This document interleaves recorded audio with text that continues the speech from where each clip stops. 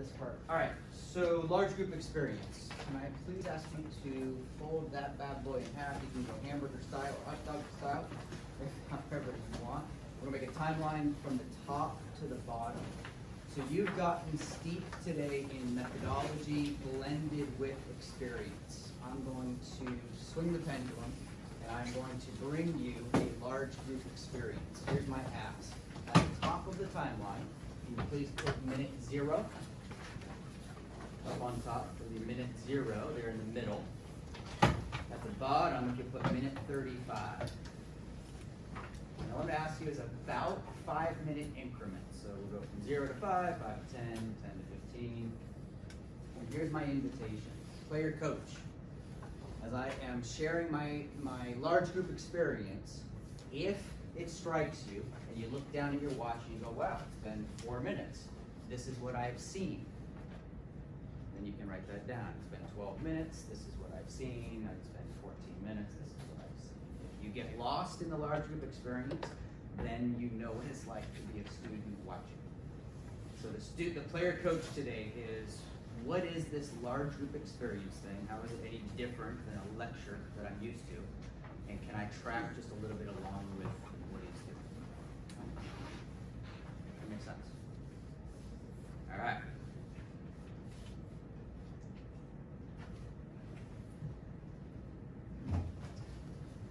By the end of this large group experience, it's my intent that you shift the way that you look at the most limited resource. In fact, I hope you go home tonight and you have a conversation with someone about the limited use of time that is available to each and every one of us. We know that through a day of 1,440 minutes, we only get so much of it. And so I'd like you to start thinking to yourself, how do I use that limited resource that I have? And as you're starting to think about this, let yourself wonder, by the end of LDC AY22, what will I want to have done with that limited resource?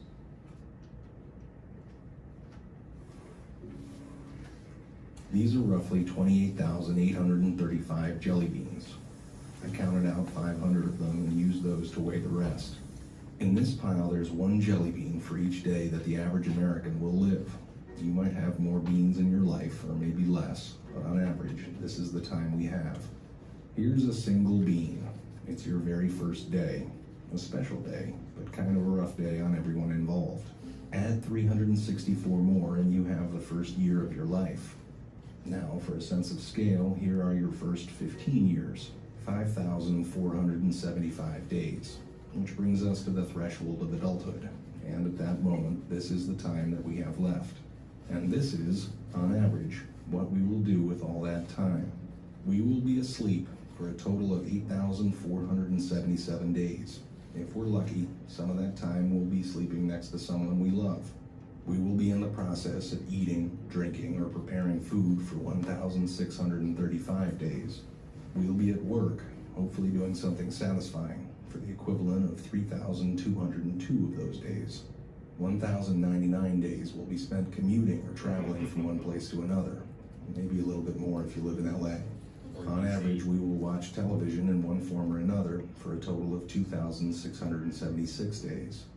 Household activities, like chores and tending to our pets and shopping, will take another 1,576 days. And we will care for the needs and well-being of others, our friends and family, for 564 days. We'll spend 671 days bathing, grooming, and doing all other bathroom-related activities. And another 720 days will go to community activities like religious and civic duties, charities, and taking classes. After we remove all those beans, this is what remains. This is the time that we have left. Time for laughing, swimming, making art, going on hikes, text messages, reading, checking Facebook, playing softball, maybe even teaching yourself how to play the guitar. So what are you going to do with this time? How much of it do you think you've already used up? If you only had half of it, what would you do differently? What about half of that? How much time have you already spent worrying instead of doing something that you love? What if you just had one more day? What are you going to do today?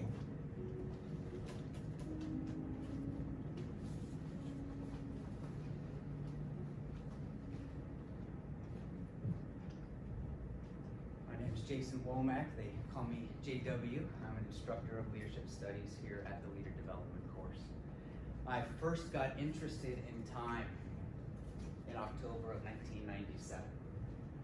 And through this large group experience, I just want to share just a little bit about what I think of when I think of those 1,440 minutes in a day. I want to give you an exercise in self-identifying. How do you think? And then by the end of today, how might you change how you think about how you use time? In 1997, I was a high school history, Spanish, world cultures, SAT, mock trial, and baseball teacher. Yes, when they got me, they got all of me. We're rocking the mullet in the shirt where I had more pens in my pocket than I could count. There was only one thing that was ever important to me, and that was the kids. So for those of you who I take pictures with here, that's been going on for almost 30 years already. The kids were my most important thing, and I would do anything for them. It meant I got to work earlier than everybody else, and I left work later than everyone else. And this mantra of always do more for the kids, this became the way that I operated. It became my known for around that campus. Until October of 1997. And that's when I got the call. That's when I was in my office. The sun had already gone down. It was fall in California. The phone rang, and this is a big deal because we just gotten phones in the class. This is 1997. This is before everything.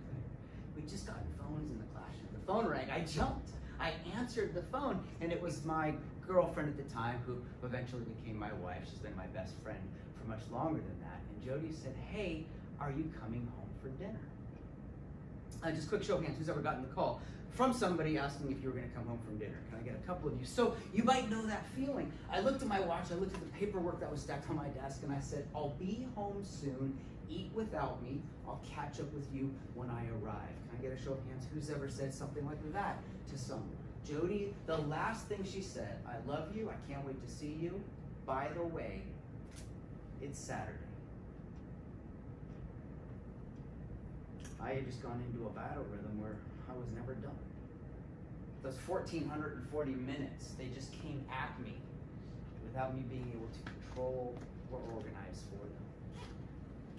I'm curious, before I go any further, how do you do it? You have a handout. There's some of you who might need a handout. Raise your hand if I need to get one of these to you somewhere in the room. On the left-hand side of the front page, you'll find it. Off on the left-hand side, there are 3 prompts. I'm going to look at the clock. Please take the next 90 seconds. And can I ask you please to write down, what are some of the things that you know you do at the beginning of the day, about the middle of the day, and at the end of the day, to try to control the tick-tock of that thing? I'll be back in about 80 seconds. Please write as much as you come up with.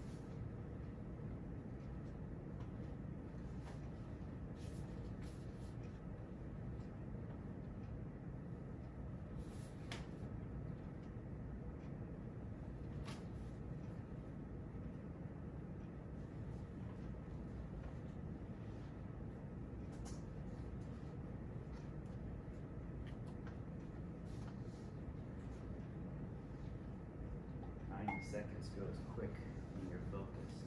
We're going to change things up a little bit. Can I ask you to have a squat? Can I ask you to go ahead and stand up where you're sitting? You're going to turn and make awkward eye contact with someone. And I want you to take the next 2 minutes and just share until you get an idea, an "oh yeah," or "I do that too." Maybe you start at the bottom, share with your partner what you do right before you go to bed in the end of the day. Maybe you share with your partner the first thing you do when that sunlight kisses your face or the alarm clock wakes you up. You got 2 minutes. Please share in your groups of two.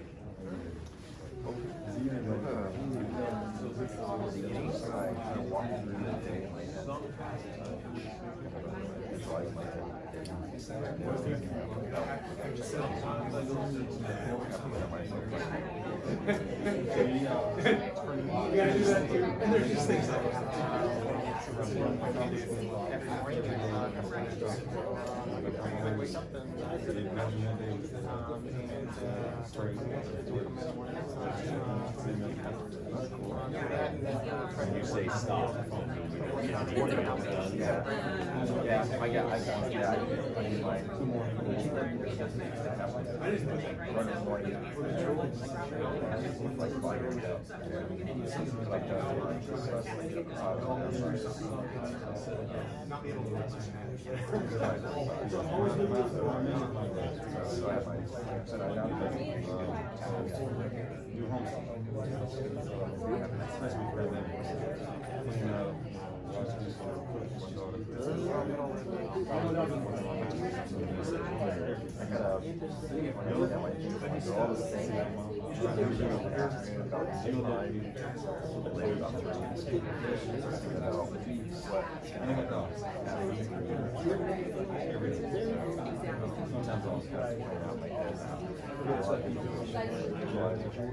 What's gonna happen?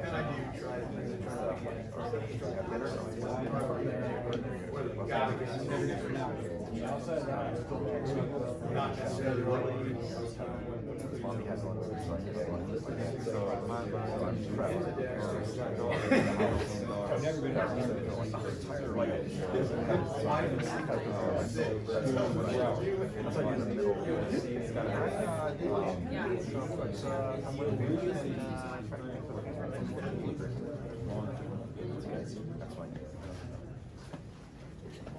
Right. So if you want to do a high five, fist bump, or just walk away, Shake your a little conversation.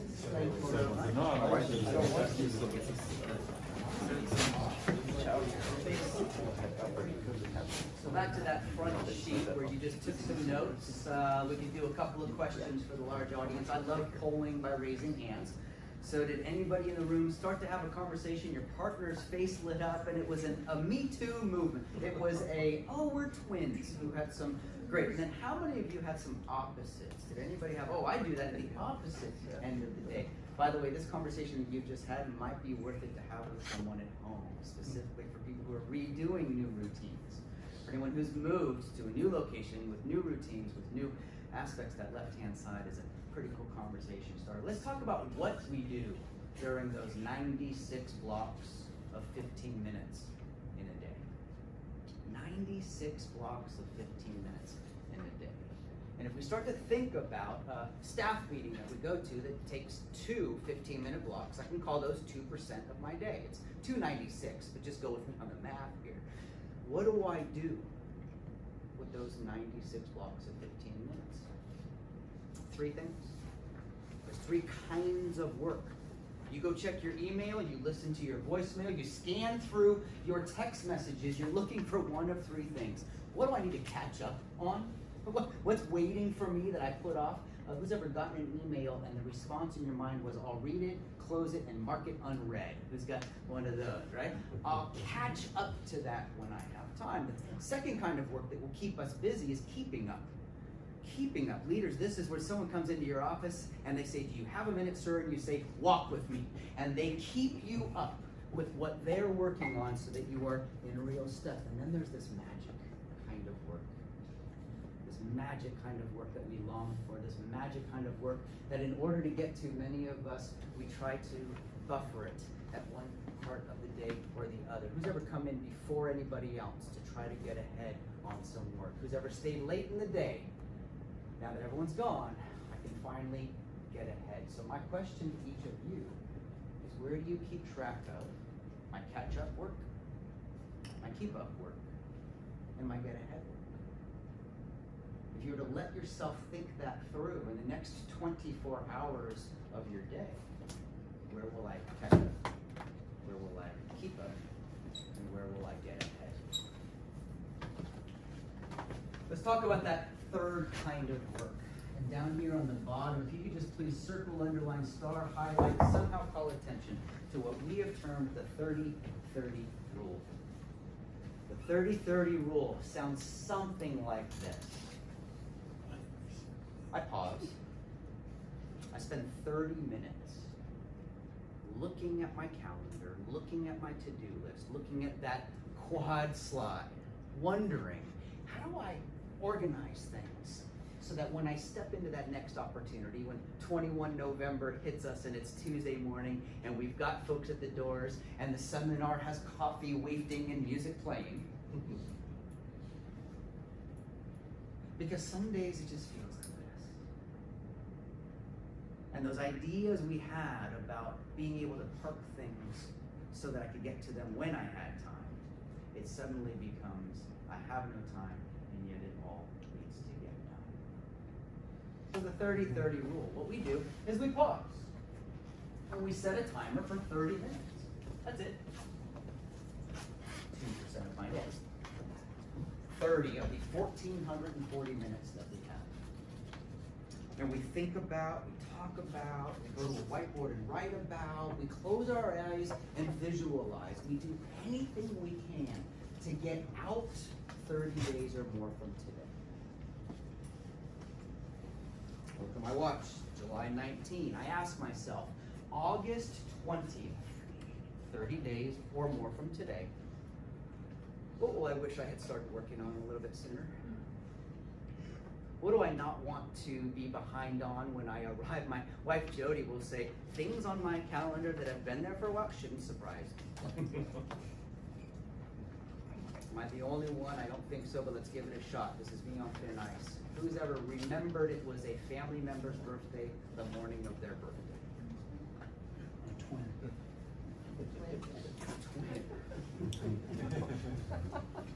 There are 3 steps to the 30-30 rule. It's pretty simple. Open your calendar. Sometime in the next 24 hours, look at your calendar. If you can do this with a spouse, if you can do this with a mentor, if you can do this with a friend, go out 30 days. Or 37 days, or 48 days, or 95 days. Just go out in the future. And if you can't find a reflective surface, look at it. And ask yourself this question. Hey, what will I wish I'd already started working on? And if you listen, or if you listen, or if you listen, I promise you, you'll come up with an answer. Now, with technology, this is easy to do. Right? Who's ever sent themselves an email? There's going to be a few of you in this room. You're there, you need the email there, you pull up your phone, you pull up your device, and you kick it off into the system. One of my favorite Outlook tips, if you will, is I find an email I don't need to look at now, but 45 days from now I need that to come back. So I right click and hold. I what click? Right click and hold. Right click, left click do magic things in Microsoft Outlook. I right click and hold the email. I drag it down to my calendar and it gives me 4 options.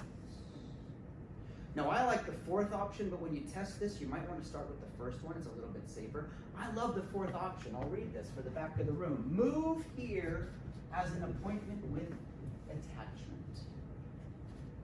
It moves the email from my inbox to my calendar with the email attached. So for the next 44 days, what do I get to do with that email? For the next 44 days, I get to do nothing, procrastinate. I got one better from my perspective. Forget. I get to forget. Not forever, but for now. Because if I can't do anything until I'm richer, smarter, or better looking, why would I want that email in my inbox getting longer and longer down the screen with a mark on red? The 30-30 rule. I want to talk a little bit about the end sentence of the 30-30 rule, where it talks a little bit about the focus line. From the back of the room, you can probably see these large lines across the page. This represents the amount of time I get to spend on one thing. This is why sometimes I'll come into work early in the day, because I can get longer blocks of focus time. This is why when I'm walking down the hallway and someone says, hey, do you have a minute? that 1 minute generally can quickly turn into 1% of my day. 2% of my day. I leave the meeting, I'm still thinking about that meeting I had in the hallway, there's 3% of my day. I go home that night still thinking about that meeting, there's another percent of my day. What is this focus on? Let me see if I can give this to you as a real exercise, real experiment. Do you have a blank piece of paper that you can find, maybe the back of a piece of paper that you happen to have there on your desk? Could I please ask you to draw a spreadsheet with 4 rows? I know it's not really a spreadsheet, it's just 4 rows. But can I ask you to please draw a long across the page, use as much of that piece of paper as you want to for this exercise. But if you could draw a spreadsheet with just 4 rows, give me a head nod or a wink when you are ready to go. All right, if you put your pens or pencils back down on your desk, I'm going to walk you through an exercise that will demonstrate to you the significant importance of staying on the focus line. As soon as I see all of your pens on the desk, I'm going to go on. Fantastic, because the temptation is going to be tight to grab onto that and start going. Let me explain the next instructions. We're going to run through 2 exercises. The first exercise you're going to finish requires use of the top 2 rows. As soon as you finish, you're going to type how long it took you to finish that exercise. I'll say a few words. We're going to do an exercise. The second one will be the final 2 rows, and you'll write down how long it took you to do that second exercise. It's 2 exercises that will demonstrate the don't hold your pens yet. Watching you. Okay. What you'll do is very simple.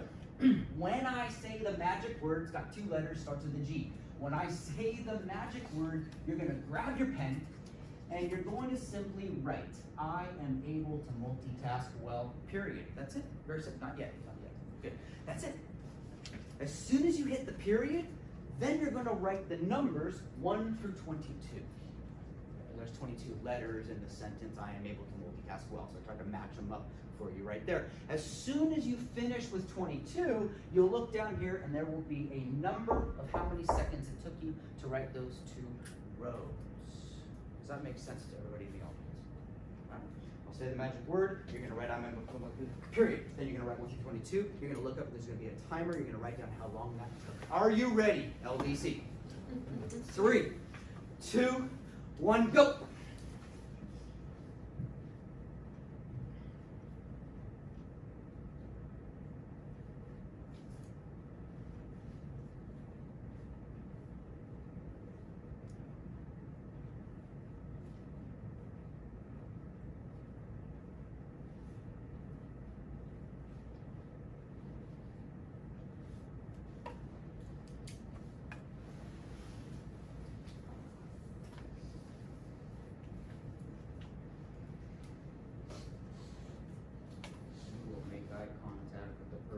Just behind, in front of, or next to you. Show off how neat and well complete you finished that activity. We'll take the next 60 seconds and just talk a little bit about that activity. I'll be right back. Mostly legible?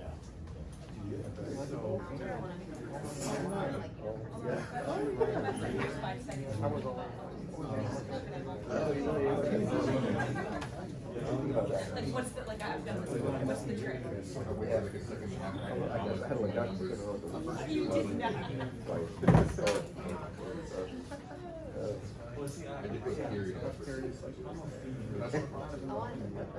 All right. So, activity number 2, very, very similar. It's going to smell pretty close to what you just did. We're going to write the same 2 content pieces. The only change we're going to make is this time you're going to task switch. So instead of staying on a focus line through the words and the numbers, now we're going to move between a letter and a number. And then we'll go back to a letter and then down to a number.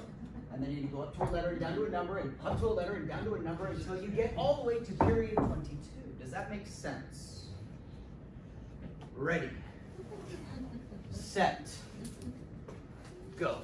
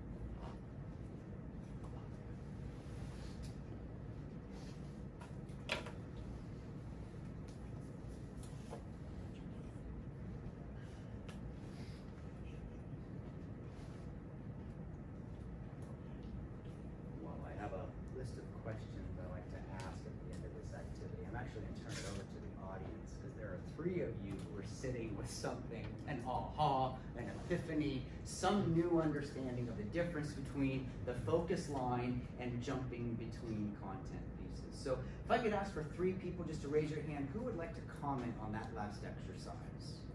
We'll do number 1 here. Who's my number 2? Number 2 and number 3. Fantastic. Sir. So even with a system knowing exact, one task still easily twice as long as kind of focused. My epiphany with this is that's even knowing what I'm going back and forth and doing without distractions that completely take you off of whatever task you might be doing. Thank you. Sir. Yeah, well said.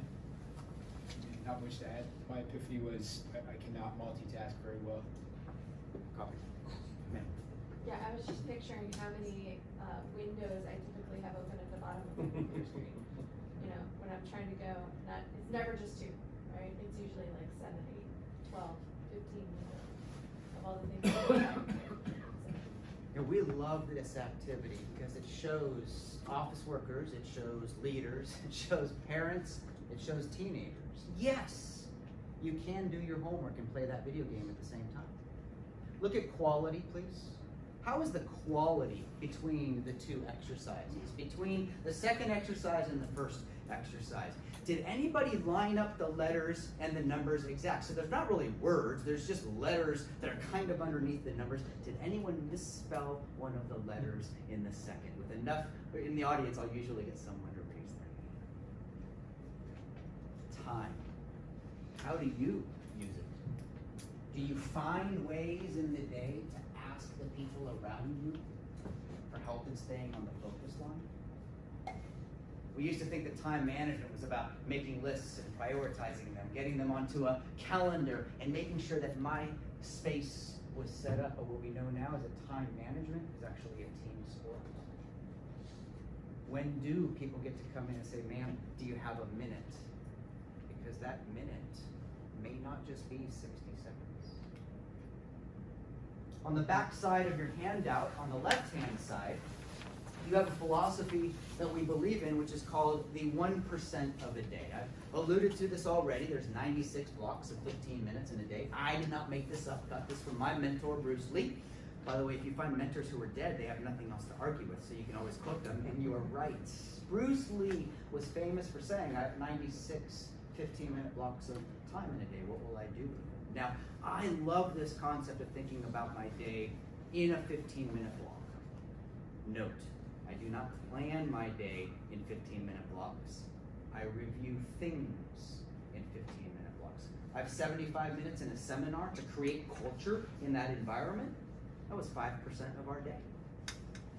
I sit down with my teaching team at the end of the day and go, hey, how did those 5% get used? Did we start 4 minutes late because of a Zoom dial-in back in the Zoom time? Did we start and then stop because there was an announcement? There was a something.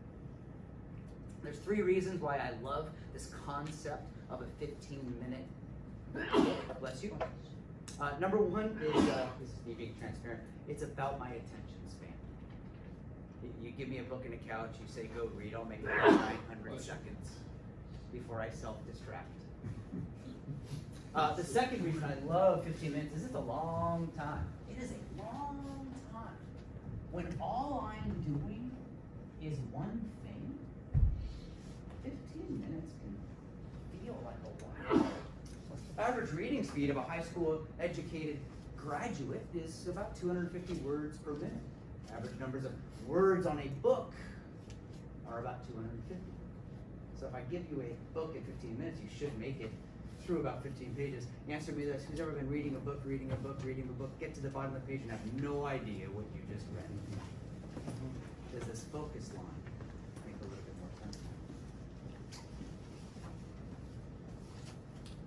And that is a 30-minute large group experience.